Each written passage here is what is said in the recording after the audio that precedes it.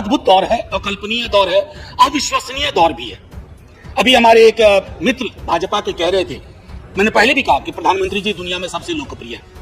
चलिए, लेकिन ये अविश्वसनीय अकल्पनीय इसलिए है कि हम हंगर इंडेक्स पर भी सर दुनिया में नाम कमा रहे हैं, 101वें स्थान पर है 116 मुल्कों में। कुपोषण के मामले में, खुशहाली के मामले में, तो ये अद्भुत नहीं लगता है क्या कि इन मानकों पर हम पिछड़ रहे हैं। लेकिन एक मानक पर अगर प्रधानमंत्री जी की लोकप्रियता का इंसानी जिंदगी की के हालात से कोई ताल्लुक नहीं है, तो सर मैं आगे क्या कहूं। सर, ऑक्सफैम की रिपोर्ट कहती है, ऑक्सफैम की इनइक्वालिटी रिपोर्ट कहती है कि हमारी दिक्कत क्या है ना कि हमारे यहाँ जो इकोनॉमिक आउटकम्स है उसके पीछे 3 चीजें हैं सर। एक तो इंडिया का टैक्स रेजीम, दूसरा declining emphasis on social sector, and third push towards increasing privatisation.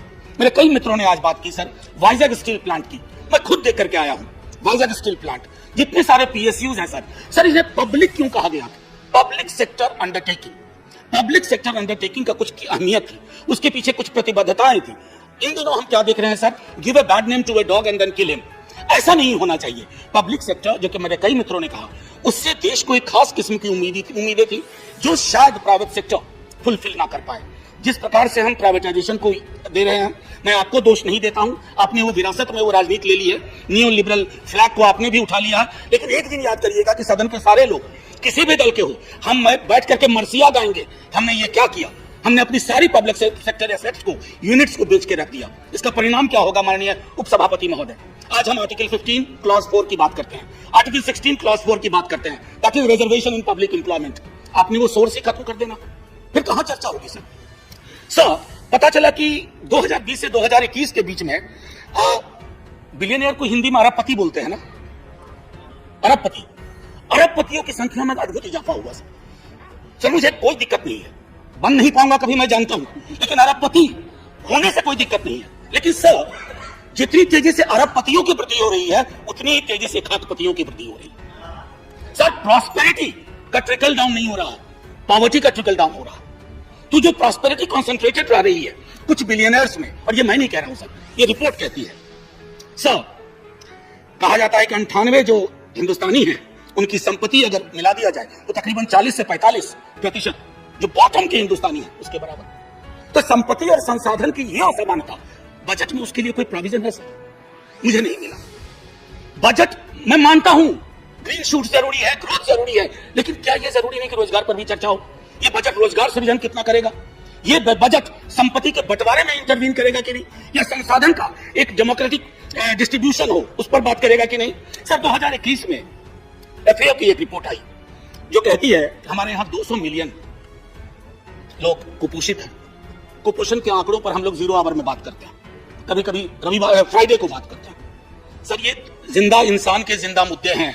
अगर कुपोषण, भुखमरी, इन सब के सूचकांक में हम पीछे हैं, फिर भी वाह वाह हो रहा है, तालियां बज रही हैं। तो मुझे याद आया सर, एक एज ऑफ एंगर लिखी है पंकज मिश्रा जी ने, जिसमें एक बाकुनिन के एक मित्र हर्जन को कोट करते हुए कहते हैं, as era of mass illusion. ये मास इल्यूजन का पुनः इरा है जो यूरोप में बहुत पहले था। अगर आपकी नीति और नियत इल्यूजन क्रिएट करने में है, तो ऑप्टिकल इल्यूजन क्रिएट करना आपका गोल हो जाता है। आपकी प्रतिबद्धता इस बात में नहीं है कि आपकी नीतियां और नियत से आम इंसान की जिंदगी पर क्या असर पड़ता है। मैं एक बात कहता हूं सर, प्रतिदिन अब तो मीडिया वाले जब माइक सामने लगाते हैं ना, आज फिर डीजल से पैसा बढ़ गया, मैं क्या बोलूं इस पर यार, लगातार बोलता हूं, असर ही नहीं है, तो थक सा गए। और हम ही नहीं थक गए सर, जिन पर मार पड़ रही वो भी थक गए, नंब हो गए हैं। और नंबनेस अगर आपके नागरिक में आ जाए तो ये अच्छा संकेत नहीं है, क्योंकि नंबनेस किस दिन ज्वालामुखी बन के फूटेगा इसका प्रेडिक्शन किसी ज्योतिषी के हाथ में नहीं है। सर, नहीं सर, एक बात मैं कहूं, क्योंकि सर ये कोई खास गंभीर टिप्पणी इन्होंने की, मैं बता ही देता हूं। सर, 5 किलो राशन, उससे हमें एतराज नहीं है, लेकिन सर उस राशन को पकाने के लिए गैस सिलेंडर चाहिए, उसमें सरसों तेल डालना होता है या कोई और तेल डालना होता है। सर, अगर हम आप सरसों तेल की कीमत से परेशान है, सर मैं बात कर रहा हूं एक आम शहरी की, अगर आप, सर मैं एक और चीज कहना चाहता हूं आपके माध्यम से, आय और शक्ति की असमानता जिसके लिए हमारे बजट में कोई प्रोविजन नहीं है सर, इससे बहुत सारी चीजें आहत होती हैं, प्रभावित होती हैं। शिक्षा, स्वास्थ्य, रोजगार की बात तो मैं करता ही नहीं सर, क्योंकि रोजगार मांगने पर लाठियां बरसती है। सर, कुछ राज्यों ने ओल्ड पेंशन स्कीम की बात की है। मैं आग्रह करूंगा, आप सबको भी दबाव आता होगा अपने कॉन्स्टिट्यूएंट से हमारे ओल्ड पेंशन स्कीम के बारे में बात की जाए। ये वक्त है सर कि सदन साझा रूप से ओल्ड पेंशन स्कीम की बहाली के बारे में सोचे, अन्यथा मैं समझता हूं कि बहुत दिक्कत होगी। सर हम देख रहे हैं इस देश में सत्ता और धन का कहां संकेंद्रण हो रहा है। ये संकेंद्रण हो सकता है मेरे कई दोस्तों को आज अच्छा लग रहा हो, लेकिन अल्टीमेटली अगर हम देखेंगे सर तो ये संकेंद्रण मैं समझता हूं कि एक बहुत मुश्किल हालात में हम सबको ले जाएगा। मैंने पिछले दफे भी कहा था, कंक्लूडिंग में मैं यही कहना चाहूंगा माननीय उपसभापति महोदय, वित्त मंत्री जी अभी नहीं है, मेरा सिर्फ इतना आग्रह होगा सर कि कोई भी बजट हो उसका सीधा ताल्लुक दिखना चाहिए कि रोजगार की जो बेरोजगारी का आलम है सर, ये हमें डराता नहीं है।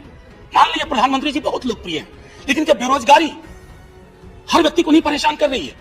हंगर इंडेक्स नहीं परेशान कर रहा है, प्रेस फ्रीडम इंडेक्स नहीं परेशान कर रहा, इतनी सारी चीजें अगर परेशानी में है, मान लेंगे हम भी साथ में खड़े होकर के, लेकिन इन चीजों के लिए एक प्रतिबद्ध तरीका अपनाइए ताकि अगले बरस जब हम बात करें, अगले बरस जब हम बैठे तो कम से कम हम ये कह सकें गर्व से कि भुखमरी में हिंदुस्तान ने कितने पायदान छलांग लगा करके ऊपर चले गया, या खुशहाली इंडेक्स में हम ऊपर आ गए।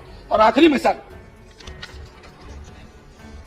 असल में क्या होता है सर, बड़ी सत्ता आती है, बड़ी ताकत आती है तो बड़े मुगालते भी आते हैं। बस इतना कहना चाहूंगा, तुमसे पहले जो एक यहाँ तख्त नशी था उसको भी अपने खुदा होने पे इतना ही यकीन था। जय हिंद सर।